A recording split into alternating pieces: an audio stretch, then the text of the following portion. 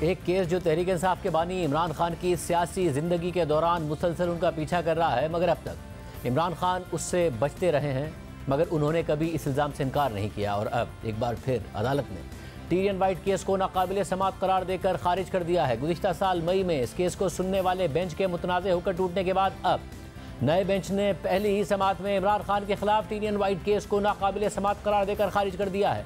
और पिछले बेंच के दो अरकान यानी जस्टिस मोहसिन अख्तर कियानी और जस्टिस अरबाब मोहम्मद ताहिर की पिछले साल मई में हाई कोर्ट की वेबसाइट पर अपलोड की गई राय का हवाला देते हुए कहा है कि अक्सरियती फैसला पहले ही आ चुका है, जिसमें इमरान खान की नाअहली की दरख्वास्त पहले ही खारिज की जा चुकी है। आज इस केस की समाअत जस्टिस तारिक जहांगीरी, जस्टिस अरबाब मोहम्मद ताहिर और जस्टिस समन रिफत ने की। इमरान खान के वकील नईम पंचोदा ने कहा कि ये मामला पहले तय हो चुका है, फैसला वेबसाइट पर अपलोड भी हो चुका है। फैसला वेबसाइट से हटाने के बाद प्रेस रिलीज के जरिए दोबारा बेंच बना दिया गया। तो जस्टिस तारिक महमूद जहांगीरी ने सवाल किया कि आप कौन हैं, क्या आप इस केस में वकील हैं? तो नईम पंचोदा ने जवाब दिया कि मैं प्रॉक्सी काउंसिल हूँ। 6 जजेस के खत में भी इस केस का जिक्र है। अदालत ने कहा कि 2 जजेस जस्टिस मोहसिन अख्तर कियानी और जस्टिस अरबाब मोहम्मद ताहिर ने इससे मुताल्लिक राय दी थी। तो दरख्वास्त गुजार के वकील ने कहा कि ये 2 जजेस की राय थी, चीफ जस्टिस के इस फैसले पर दस्तखत नहीं थे।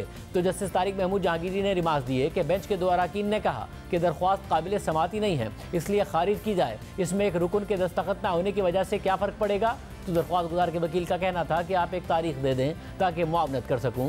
जस्टिस तारिक महमूद जहांगीरी ने सवाल उठाया कि आप ये बताएं कि जो दरख्वास्त खारिज हो चुकी है उसमें कैसे रिलीफ दे दें। तो दरख्वास्त गुजार के वकील ने फिर कहा कि मुझे मुआवनत के लिए कुछ वक्त चाहिए, मैं फैसला देख कर ही अदालत की मुआवनत कर सकता हूँ। इस दौरान अदालत की जानिब से 2 जजेस का फैसला सबके सामने खोल कर सुनाया गया। इस मौके पर जस्टिस तारिक महमूद जहांगीरी ने रिमार्क दिए कि चीफ जस्टिस आमिर फारूक ने खुद को बेंच से अलग कर लिया था। 2 जजेस अपना फैसला दे चुके थे, वो फैसला आज सील लिफाफे में सबके सामने खोला गया। इसके बाद अदालत ने इमरान खान के खिलाफ टीरियन वाइट केस नाकाबिले समाअत करार देकर खारिज कर दिया और कहा कि केस में अक्सरियती फैसला पहले ही आ चुका है। इस्लामाबाद हाई कोर्ट के तहरीरी फैसले के मुताबिक फरीक़ैन के दलाइल सुनने के बाद पहले बेंच के 2 अरकान ने फैसला दिया। चीफ जस्टिस आमिर फारूक 10 मई 2023 को बेंच से अलग हो गए। चीफ जस्टिस ने 2 जजेस का फैसला सील करने की डायरेक्शन दी, जिसके बाद ये नया बेंच तश्कील दिया गया। आज ओपन कोर्ट में फरीक़ैन ऑडियंस और सहाफ़ियों की मौजूदगी में लिफाफा डी सील किया गया, जिससे मालूम हुआ कि जस्टिस मोहसिन अख्तर कियानी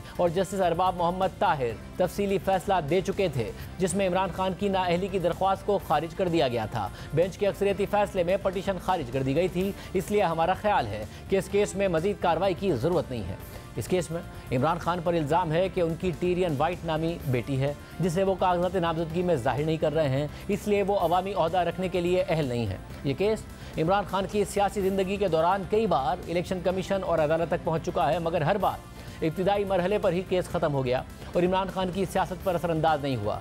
जब जब ये मामला उठा तो इस बुनियाद पर इमरान खान को रिलीफ मिला कि ये उनकी निजी ज़िंदगी का मामला है। साथ ही जो अफराद दरख्वास्त लेकर आते हैं वो मुतासरा फरीक भी नहीं होते हैं, ये भी अदालतों ने सवाल उठाया।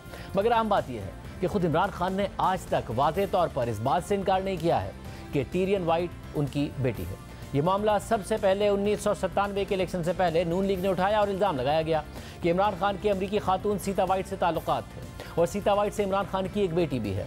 इस हवाले से अगस्त 1997 में लॉस एंजलिस की अदालत का फैसला भी सामने लाया गया, जिसमें लिखा था कि इमरान खान ही सीता वाइट की बेटी के वालिद हैं। मगर ये केस अमरीकी अदालत में इमरान खान की गैर हाजिरी में चला था। इस फैसले के बाद सीता वाइट ने खुशी का इजहार करते हुए इमरान खान से पाकिस्तानी कौम से माफ़ी मांगने का मुतालबा किया था। इमरान खान ने कभी इस इल्ज़ाम का जवाब नहीं दिया और फिर 2004 में सीता वाइट इंतकाल कर गई। मगर इमरान खान के सियासी सफ़र के दौरान वक्फे से सियासी मुखालिफिन इस स्कैंडल को सामने लाते रहे। 2007 में MQM ने इस हवाले से इमरान खान पर इल्ज़ाम लगाया। फिर 2014 में साबिक चीफ जस्टिस इफ्तिखार चौधरी के बेटे अरसलान इफ्तिखार ने इमरान खान पर इल्ज़ाम लगाया। फिर 2018 के इलेक्शन से पहले खुद इफ्तिखार चौधरी इस मामले को अदालत ले जाने की बात करते रहे। इसके अलावा 2018 के इलेक्शन से पहले टीरियन वाइट केस में इमरान खान की नाअहली के लिए एक दरख्वास्त इस्लामाबाद हाई कोर्ट में दायर की गई, जिसे जनवरी 2019 में चीफ जस्टिस अतर मिनल्लाह और जस्टिस मियां गुल हसन औरंगजेब ने इमरान खान की निजी ज़िंदगी का मामला करार देते हुए नाकाबिले समाअत करार देकर खारिज कर दिया। और साथ ही जस्टिस अतर मिनल्लाह ने दरख्वास्त गुजार से कहा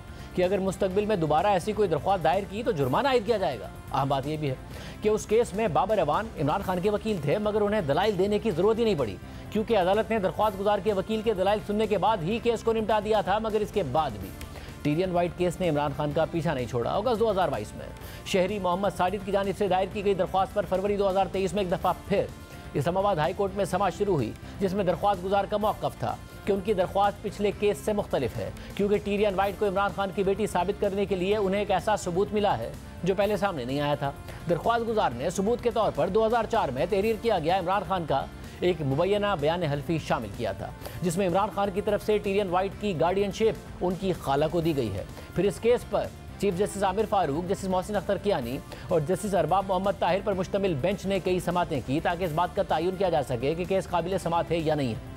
गुज़िश्ता साल मार्च में एक समात के दौरान चीफ जस्टिस आमिर फारूक ने इमरान खान की तरफ से पेश होने वाले वकला से कहा कि वैसे तो आपकी साइड से भी ये 2 मिनट का ही केस है, या तो आप टीरियन वाइट की वल्दियत तस्लीम कर लें या फिर इनकार कर दें, पटिशन ख़त्म हो जाएगी।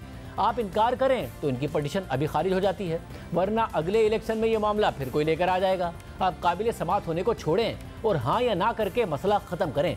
इस दौरान जस्टिस मोहसिन अख्तर कियानी ने रिमार्क दिए कि कैलिफोर्निया की अदालत का फैसला तो एक्स पार्टी कार्रवाई है, ये तो एक गैर हतमी फैसला था। आपको इंतहाई वाज़ेह अल्फाज में इमरान खान का एतराफ़ दिखाना होगा। दिखाएं कहाँ इमरान खान ने टीरियन वाइट का वालिद होना तस्लीम किया। आप कह रहे हैं कि इमरान खान टीरियन वाइट के वालिद हैं, मगर वो नहीं मानते। अगर लड़की ने खुद भी कहा हो कि इमरान खान उसका वालिद है तो भी इमरान खान पर बाइंडिंग नहीं है। जैसे मोहसिन अख्तर कियानी ने रिमार्क दिए कि बेटी खुद आकर कह सकती है कि ये मेरा बाप है, उसे वालिद डिक्लेयर करें। कोई दूसरा आकर कैसे ये बात कह सकता है जब मुतासरा लड़की ये बात नहीं कह रही है? वल्दियत का टेस्ट भी रिकॉर्ड पर नहीं है। इस सूरत में तो कोई सबूत ही मौजूद नहीं है। जबकि एक और समात में इमरान खान के वकील सलमान अकबर राजा ने टीरियन वाइट का डीएनए सैंपल लेने से मुताल्लिक मौक़िफ़ अख्तियार किया कि स्टेट किसी से ज़बरदस्ती डीएनए नहीं ले सकती है। इस केस में भी डीएनए उसी वक्त हो सकता है कि जब मुतासरा फरीक खुद चाहे। पाकिस्तान में ऐसा कोई कानून नहीं है कि आप किसी का ज़बरदस्ती डीएनए लेने का कहें। पाकिस्तानी कानून किसी को बाहर से बुलाकर नहीं कह सकता कि डीएनए सैंपल दो। इस एक नुक्ते पर यह केस डेड एंड पर पहुंच जाता है। इसी तरह की कई समातों के बाद इस्लामाबाद हाई कोर्ट के 3 रुकनी बेंच ने 30 मार्च 2023 को टीरियन वाइट के केस में दरख्वास्त के काबिल समात होने के मामले पर फैसला महफूज कर लिया।